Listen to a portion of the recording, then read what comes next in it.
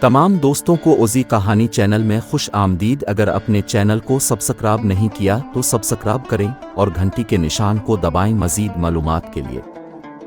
600 کی دہائی کے وسط میں خطے میں مغربی ترکخانیت کے تانگ فوجی مہمات کے زوال کے بعد گلگت چینی زیر تسلط آ گیا۔ 600 عیسوی کے اواخر میں ابھرتی ہوئی تبتی سلطنت نے چینیوں سے علاقے کا کنٹرول حاصل کر لیا۔ تاہم اموی خلافت اور پھر مغرب میں عباسی خلافت کے بڑھتے ہوئے اثر و رسوخ کا سامنا کرتے ہوئے تبتیوں کو اسلامی خلافت کے ساتھ اتحاد کرنے پر مجبور کیا گیا۔ اس کے بعد 700 کی دہائی کے وسط تک چینی اور تبتی افواج اور ان کی متعلقہ ریاستوں نے اس خطے کا مقابلہ کیا۔ گلگت کے حکمرانوں نے تانگ چینیوں کے ساتھ اتحاد قائم کیا اور ان کی مدد سے عربوں کو روک لیا۔ 644 اور 655 کے درمیان نوسورینتیا گلگت میں پالولا شاہی خاندان کا بادشاہ بنا۔ متعدد سنسکرت نوشتہ جات، جن میں ڈینور راک کے نوشتہ جات بھی شامل ہیں، ان کے دور حکومت سے دریافت ہوئے۔ 600 کی دہائی کے آخر اور 700 کی دہائی کے اوائل میں جیمنگلا وکرمادتیہ نندن گلگت کا بادشاہ تھا۔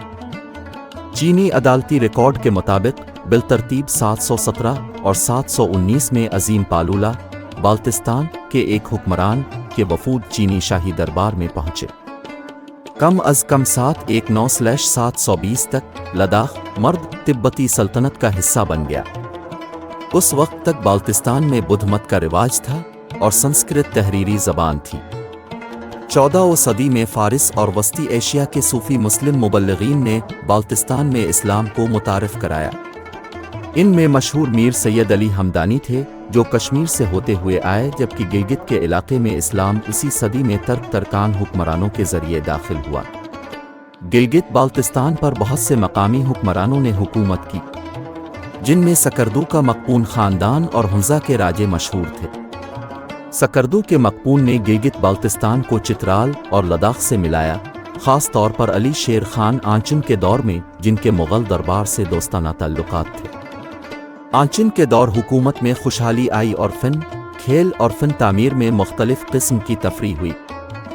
اس نے گلگت کے علاقے میں پولو متعارف کرایا اور چترال سے موسیقاروں کے ایک گروپ کو ہندوستانی موسیقی سیکھنے کے لیے دہلی بھیجا۔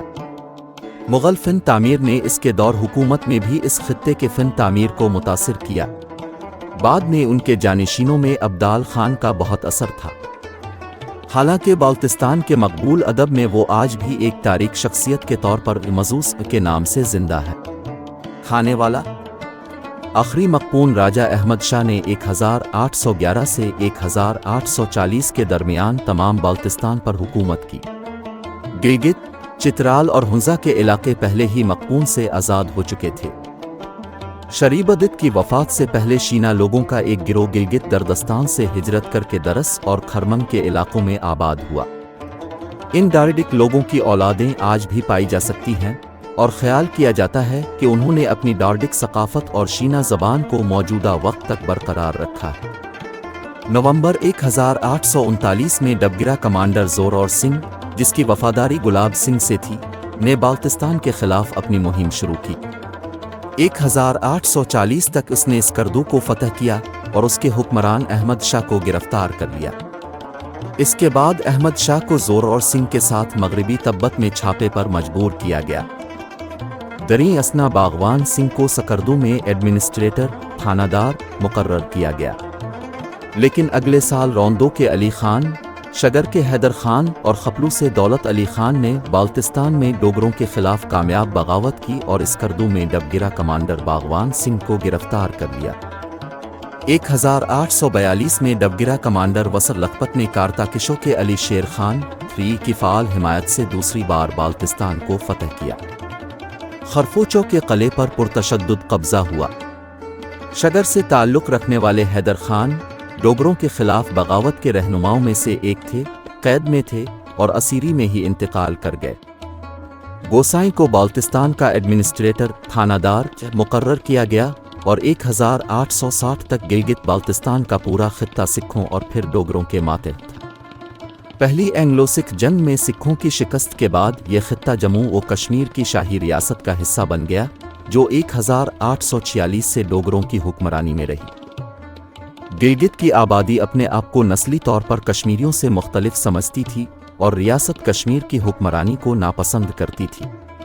ये खित्ता 1 नवंबर 1947 तक अंग्रेज़ों को तफवीज़ करदा कुछ इलाकों के आर्जी लीज़ के साथ शाही रियासत के पास रहा।